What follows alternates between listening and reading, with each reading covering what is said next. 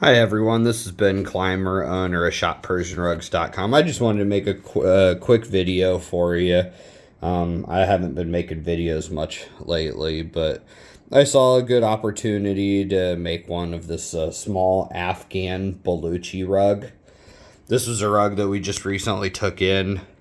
It was taken in as a partial trade for another rug. But this video, I wanted to show you what moth damage looks like.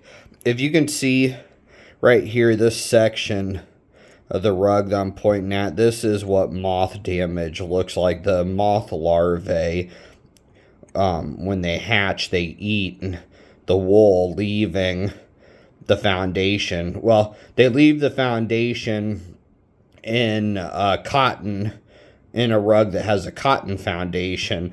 This one, I'm actually kind of surprised because this rug is 100% wool. So it has a wool pile and a wool foundation, and the foundation actually is still intact here. You can see this right here that I'm pointing at, that is a warp thread that runs the length of the rug. Then this right here, let me see. This one right here in the middle, going perpendicular to the warp, is what's called a weft.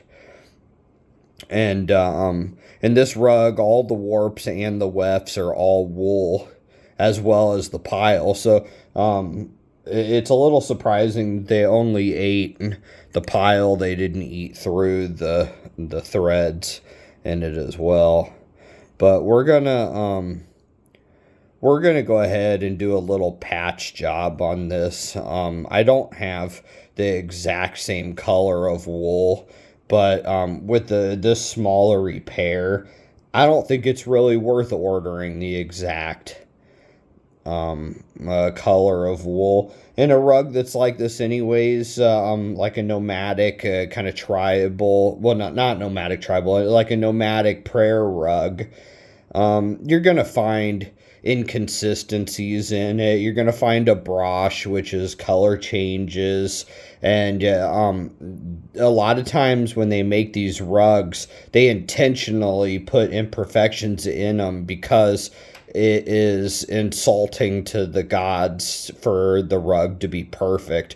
Finding rugs that are supposed to be perfect is more of a workshop and master workshop type of rug that you're going to buy. These prayer rugs are simply just not like that.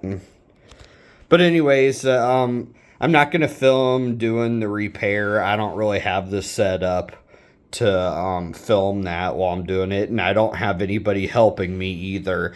So I'm showing you that, and we'll look at the back side of it, and then I'll update you. I'll show you the repair after it's done.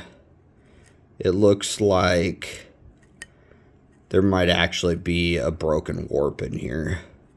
So I'm gonna, I think it's this warp right here is broken. So I'm gonna tie in another warp. I'm probably gonna start up here, run another warp. I'm going to run it along the weft, and then I will run it along the old warp going across here, and probably then run it along another weft, and that will kind of lock in that warp.